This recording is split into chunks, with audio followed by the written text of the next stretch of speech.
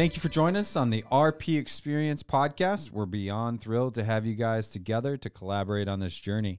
We want to welcome one of our preferred partners, Tyler Moore, with the Moore Lending Group, and one of our top producing agents here in Southwest Florida, Chris Lecca, with Downing Fry Realty.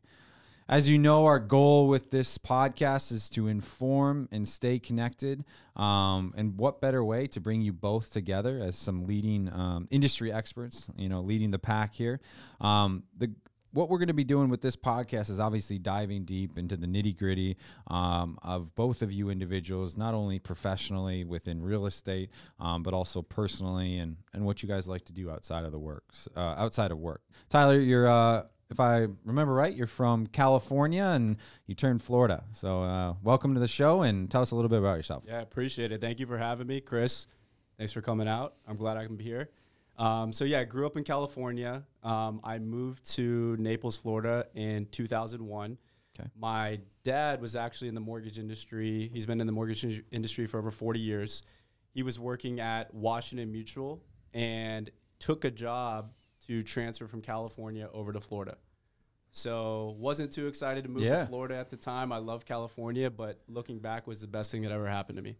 Okay. So moved to Florida, went to high school here, graduated, went to the best college in the state of Florida, which is Florida State, Go Noles. Did 4 years up there. And when I graduated, I decided to move back to Fort Lauderdale. Okay. I had a lot of family and friends over there. I took a job in the wine and spirits industry. I did that for about 5 years until I spoke with my twin sister, Brittany, who's been in the mortgage industry for longer than me. And she said, Tyler, what are you doing?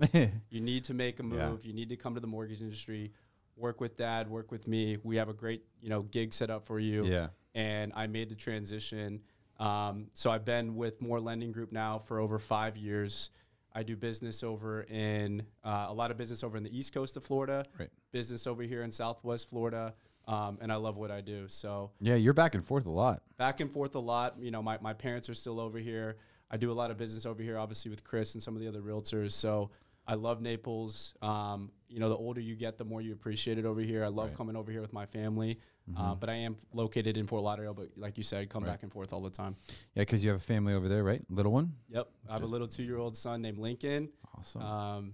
He's my real full-time job. So. Exactly. The loan officer is my second job. Yeah. Family first, right? Work second. Obviously, you invited one of our top producing agents here in Southwest Florida.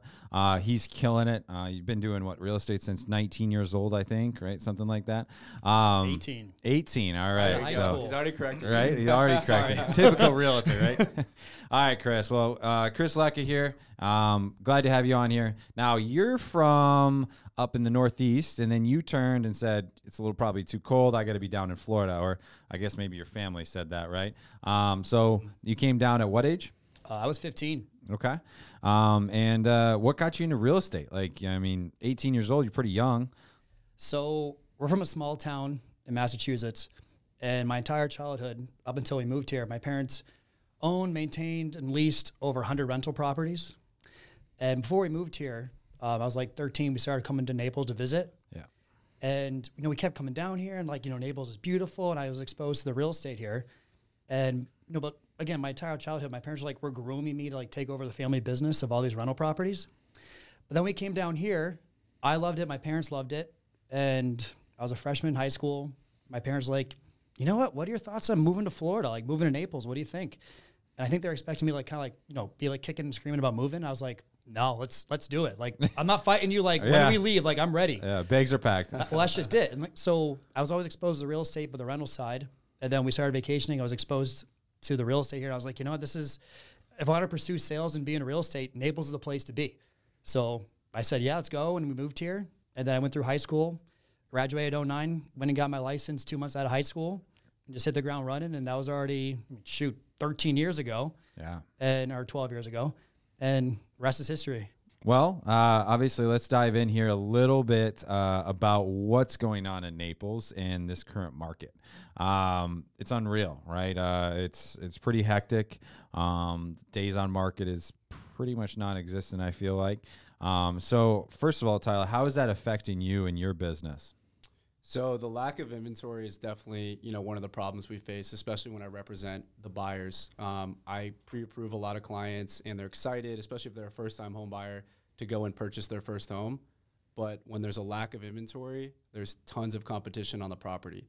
So as Chris can allude to, if there's 10, 15, 20 offers on a home and you're not coming in either all cash, above ask, or even waiving an appraisal contingency, you're not going to have the best chance to buy the home. Right. So we're lucky because the interest rates are very low. Right. And the lending has kind of, eased up a little bit after COVID. Yeah. But when there's no properties available, it makes it very difficult for, clients to buy a home. Yeah.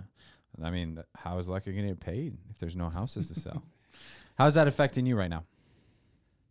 It's like the Wild West of real estate right now. It's just unbelievable. Kind of like what he said. It just, you're probably rewriting 15, 20 pre-approval letters with new addresses and new amounts, all the time for the same buyer, because you just keep writing offers for your buyers, and sometimes you get them, sometimes you don't. Yeah.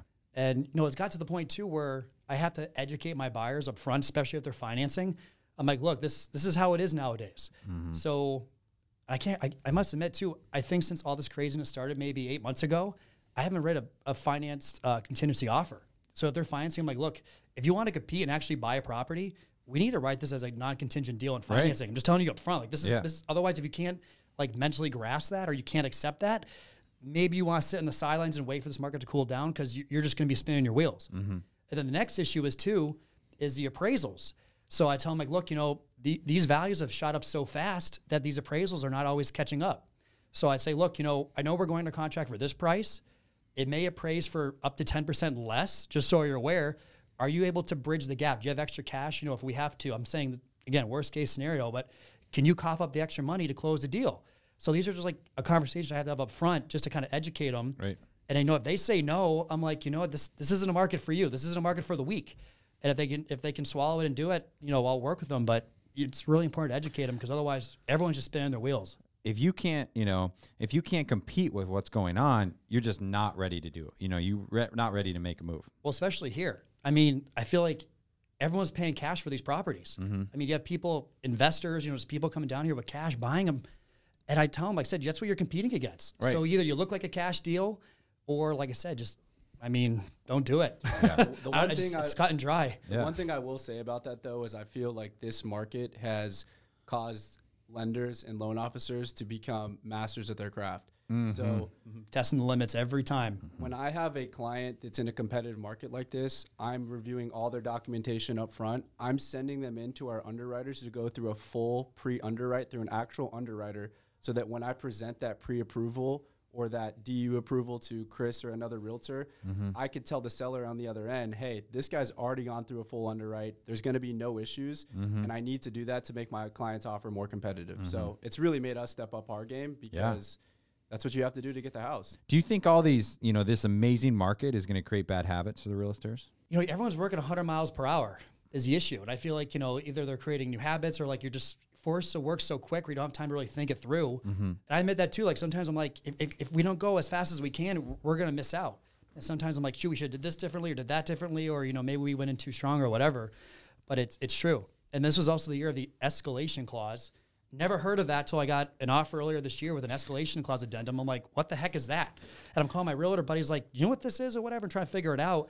And when I figured, what it was, I'm like, shoot, I'm going to start using this. And it's worked. So what is it for some listeners out there that are not aware of it? I actually really like this. So you put an offer on the house. Let's just say you put an offer in for $800,000, right? But your buyer's like, hey, I would go up to $850 if I had to buy this property, but I don't want to unless I have to. So in the escalation clause, you put in there, okay, I'm offering you $800. I'll go as high as $850 if I have to beat another offer by $1,000. So which means, let's say, we were outbid by another buyer who's willing to pay $830.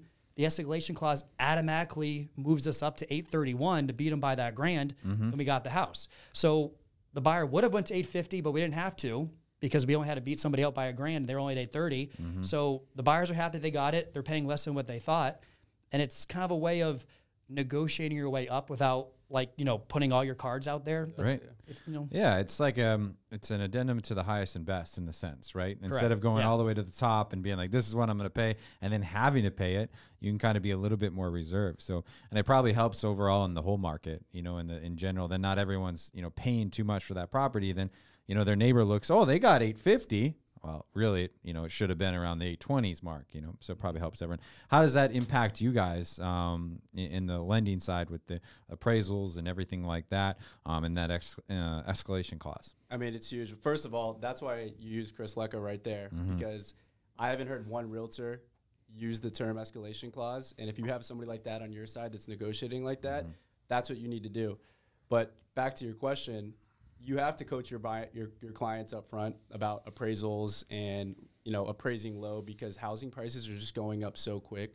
So if you're not having that conversation up front and something happens when the appraisal comes in low, they're going to be in shock. They're not going to know how to handle it. They may back out of the deal. So, you know, if your lender, your realtor, they're on the same page and they're explaining these things up front, you're going to be okay. But you almost have to know that going into the deal, that there's a chance it can appraise low. Are you willing to pay above ask? If not, Yeah, you got to prep them up front. Maybe wait till next year. I don't know what to tell you on that. For a lot of these people, this is a traumatic experience, like a traumatic, you know, business deal. I mean, they take it so emotionally. Some their people. entire life. It is. It's And they're like nervous and they're kind of freaking out. And you know what's funny? I sold real estate for a solid 3 or 4 years before I bought my first house. It wasn't until I bought my first house and I was the actual buyer until I understood how these people were feeling. So Right. before I was like, these people are nuts. They're crazy. What's their problem? When I became the buyer, I was like, I get it. So now when I start, you know, getting that vibe that they're freaking out, they're having mental issues, like whatever, I know how to coach them because I know what they're talking about. And so you're not a realtor, you're actually a therapist. I always say I'm a part-time Oh, therapist. absolutely. I swear it's yeah. What I got the other husband hats do you calling guys me, wear? I got the wife calling me, you know, it's unbelievable. Oh, I could only imagine. So let's talk a little bit about refinancing. Obviously, that's been huge right now, right? I'm doing it right now. See, refinancing. Now's the time to do it. The rates are so low, right? Might as well capitalize it. There's a lot of people that wish they could go get out, you know, let's say sell their house and, you know, go somewhere, but supply is pretty low and demand's high, right? So they're taking advantage of refinancing. Can you talk about it a little bit? I mean, obviously rates are changing on the daily, so we don't really want to discuss rates, but let's talk about refinance. Absolutely. So to refinance right now is one of the best times. We actually got great news from Fannie and Freddie that they were removing a 50 basis point hit to clients on doing a refinance. So not to dive too deep into rates, but let's say you were doing a $300,000 loan and there was a 50 basis point hit. That was a $1,500 fee you, the client, was going to have to endure during that refi. Okay, so Fannie and Freddie just waived that as effective August 1st. So that's amazing news. Yeah. They waived that. Rates are low. So the two main reasons people are going to refi are, number one, to lower their rate. And then number two is to potentially pull out some equity of their home. So with the houses appraising so high and appreciating so much in value right now, people have tons of equity. If I were to tell you, hey, maybe you can't go out and buy a new home right now, but take some equity out of your house, pay off some of your debt, use that money to add a pool, add a bedroom, renovate your home to make it better for you. Yeah. It's a great time to do it. Low rates, appreciating values, and at least for us, you know, our underwriters are great. They've allowed us to be a lot more lenient post-COVID, so we're able to close loans in 30 days. That's awesome. So what I'm getting at here, or what I'm hearing, I guess would be a better way of saying it is, you know, refinance, take some money out, right? Put in the features that you'd want, and then if you guys think this, as the market continues to go up, because I don't really think demand is going to go away anytime soon, especially down in Florida, you know, that's the time, because market go, you know, then your house is worth more. Is that something that you would agree with, Lecca? Or Oh yeah. Okay. Do you see people doing that? Do you see people taking advantage of it? Well, 'cause I'm doing it right now. I mean, that's just it. So I bought my house a year and a half ago at a great rate. And typically your cash out refi rate's always higher than if you had to go, you know, buy a house brand new, like from the start. Right. But I'm refinancing the exact same rate and I'm pulling all this equity out of the house. I don't have any real need for it, but my mentality is like, hey, how often can I borrow and leverage this asset at this kind of rate? So I'm just going to go put the money on the side, wait for the next investment opportunity to come along and use it then. But I mean, to me, it's you got to use it. It's there. And one of the things I tell people too is, let's say you were going to take the equity of the home at, let's say, a 3% rate, and you were going to invest that into the market. Do you think you're going to earn a higher rate of return versus the 3% you're paying on the mortgage? Chances are the answer is yes. So yeah, I mean, that's true. If you have the equity, it's one of the best times to ever do it, to refinance. Unless you get into crypto, right? I'm just kidding. That's a whole nother I think can of Dogecoin worms. is at 15 today. Yeah, I don't even Well, my know thought anymore. is too, like if you can borrow against the house and then, pay down other debts, like you said, like whether, you want to, pay off the car or like your toys or whatever, I'd rather leverage the house and have everything, owned free and clear, because I can write off the interest on my house. I can't write off, the interest on my car payment or a boat payment or whatever payment I have. The house is what I can write off. So I'd rather just leverage that, own everything else free and clear. And to me, that's the best investment move you can make. 100%. Why pay interest, on something if you don't have to? And that kind of goes back to best advice my dad ever said was, pay cash, for everything, pretty much except a house. He said, if you can't pay cash, don't buy it almost, for all the toys and all the other stuff. But that's exactly what you're saying, and get out of that. Cause I mean, at the end of the day, it's just a depreciating asset, right? Well, there's good and bad debt. Right. To me, mortgage is a good debt. Cause like I said, you can write off the interest. They're making more cars. They're not making more land. Well, that's just it. It's true. And another thing a lot of people are doing, especially a lot of the wealthy clients, I see coming down here buying secondary homes or investment properties, is to win the offer, they're going to buy the house all cash. 90 days after the deal closes, they're going to do a cash out refinance, get their money back out. They don't have to stress. They still got the house, but then they're going to get their rate, a super low rate, and get all their money back while still winning the bid on the home. Yep. That's a very popular Yeah, thing that's right happening now. all the time. Like 3%. I mean, that's not much. Historical right? lows. I mean, you think about back in the day, and you hear what our fathers or 15%, grandparents, 18%, my, like think about that. 16%, yeah. Think about that. 15% to borrow money, right? Like that's unheard of. Yeah, so but how much money was your money making in the bank at the same time? exactly. Your money is sitting in your savings accounts making nothing. Yeah. Not even So it's all 1%, relative, I guess. But Chris, how many times do you hear that someone says, "Well, the market's pretty hot. I'm going to go get my real estate license," right? every day. Every day. Every one of my clients I sell or buy or sell a house with, oh, you made it look so easy. I'm going to go be a realtor too. I'm like, have fun with that. right? What's that I saying make it they look too say, easy. As soon as you come through the border in the state of Florida, they give you a real estate license? Two things. Yep. It's required. It's Florida law. You come down, driver's license and real estate license. So what are you doing that sets you apart? But also, what would you recommend to these newer agents? So integrity is definitely everything. So, and also you need to maintain a really good rapport with all the other realtors you come across. I mean, I must admit, like in the very beginning, I feel like it was always like this like battle, like who's going to do the best for their client, no matter what side you're on. And I quickly figured out like, there's no need to fight, or it's not a battle. Right. At the end of the day, we all have the exact same end goal. We want to close a deal. We want to make sure our clients are happy. So as soon as I kind of figured that part out and started, working with these other realtors, and maintain the good rapport. And now as time has gone on, I mean, it's been 12 years.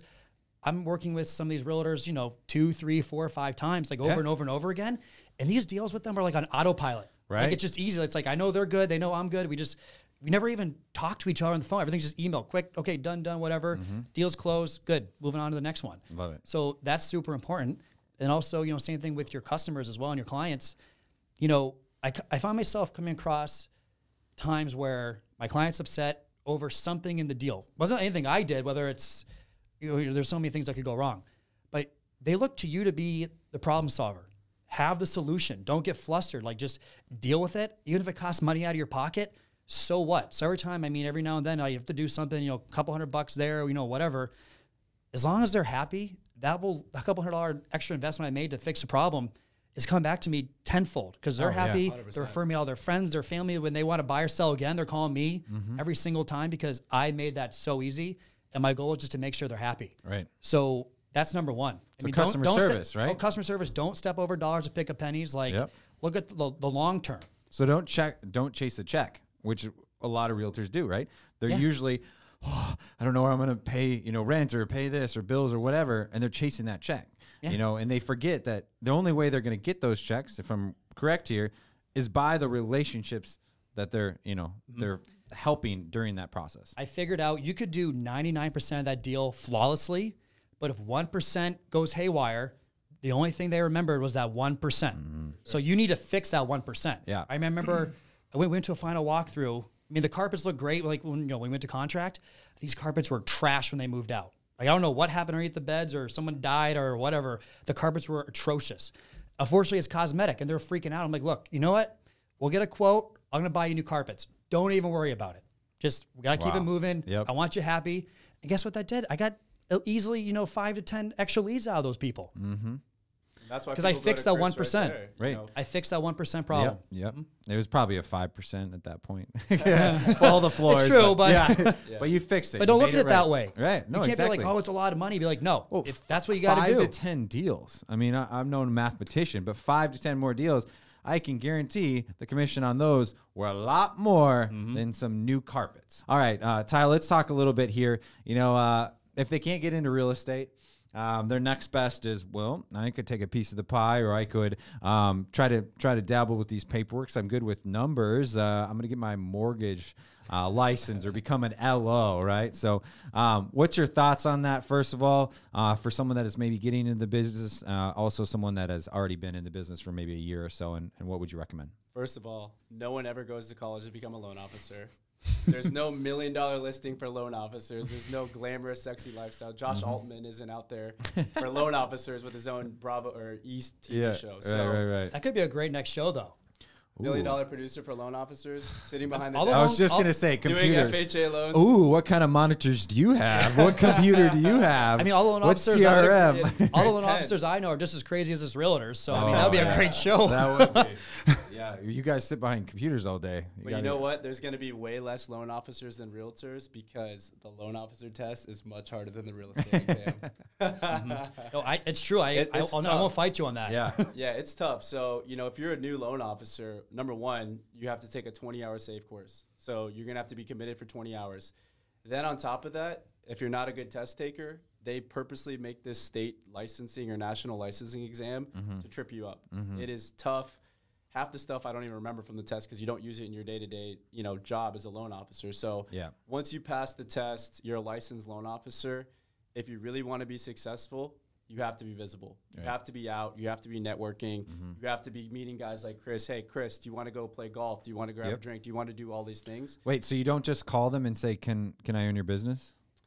With Chris, I was lucky to be able to do that. But no, people, I'm not a Wells Fargo or a Chase or a Quicken Loans. I don't spend millions of dollars a year on marketing. People go to me because of referrals, because they like to do business with me, because they know I'm going to be available. So, you have to have a good sphere of influence. You have to be visible. You have to be able to handle stress. And you have to be able to be committed to your job 24/7. A lot of deals get done on the weekends after 5 p.m. So if you're one of those people that isn't going to answer their phone on the weekend, this job's not for you. For sure. He doesn't work banker's hours. He's like us. That's why we like him so much. Right.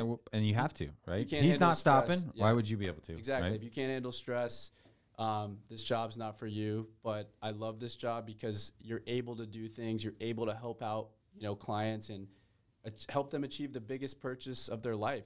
Give them a home for their family, and it's fun doing it. Yeah, so for sure. It's definitely the best career choice I ever made. Tyler, I first want to talk to you. Obviously, you're the old fart in the way, even though you're like a couple of years older than us. Not very much, but you got the dad role. You got the little kid at home, that you have to balance that. So how do you balance that work life? So I'm very fortunate in the fact that my wife, Carly, is in the real estate industry as well. She owns a title company. So she understands my life. She understands the balance, what I need to do to be able to get jobs done. So one, you got to have a good support system, which I have. Number two, you have to have a schedule.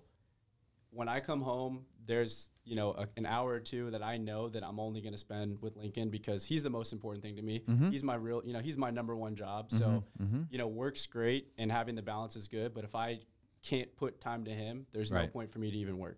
So the support system, the schedule, and then just realizing when you have a bad day at work, you can't bring that home to him. No. You got to make sure you're present with him because, like I said, he's the most important thing. So. Right. You got not kids, but you got a couple little pups at home, right? You're gonna go there. Yes. Oh yeah. Those dogs are your kids, right? Oh yeah. Yeah. Come on. The Chihuahuas. Yeah. 2 Chihuahuas. They're awesome. They're actually good dogs. Now you rescued them both, right? That's awesome. So, all right. So dogs, family, love it. Besides that, We got a golfer in the room. Golfer for sure. If Boating, you're in Southwest Florida different things. and you're not playing golf or boating, you're wasting. I know. I wish I liked golf. I just don't. I I don't have think the patience for Tyler, it. We're gonna get Chris I was out going on to the say, we're golf going to course, get him out there. 100%. Chris is going to get One out of these there. days. Yeah. And I'm telling you right now, I'm not going to let him beat me just because we do business together. I'm going to take it to him. 100%. Oh, I'm going to. If you want me to play 100%. again, you should at least let me win once. No, that's not happening. We're not going to let you win. All right, fine. I'm going to drive the golf cart then. You're going to have a beverage and drive the golf cart. It's the only sport you could drink during the whole time. I You'd know. love it. Oh, and Oh, I love it, huh? Gee, thanks. now we have someone that likes the outdoors, and I don't know how you do it because if you guys don't know, Chris Lecca has got the reddest hair, so you got to burn pretty quickly. You're always on the boat, man. So boating is like your passion, huh? If you're not selling real estate, are you boating 24/7 or what? I love the boat. I grew up on boats, so it's just like second nature. But that's my happy place. It is. I get on the boat, start driving, start going. All my friends are on the boat. It's my happy place. Yeah, for sure. That's what I need. So Chris, we'll talk about some music here with you first. What's your favorite genre? Wait, can I answer that for him? Of course. The loudest house music you can find. Okay, so Bass. house or techno? more Which bass, one? Which one is The it? more bass, the better for Chris. Like if you Bass, can't hear bass. yourself think or speak, that's where Chris wants. I'm the guy up near the speaker in the front, just like feeling it, like, this is great. Wait. So I have to ask, what is the difference from house and techno? You want I to answer have- the question? I You have can no answer idea. that was one. I gonna don't ask- know. I was going to ask you that question. I don't know either. We're gonna have to defer to Techno that. is like just more like consistent, I guess, and more like, I don't know, robot music. So is I don't house know. like drops and stuff? Yeah, like more like there's a lot of different types of house music. I mean, like He's a deep. I don't house know, type I'm like of a- guy. You're deep house, right? Yeah.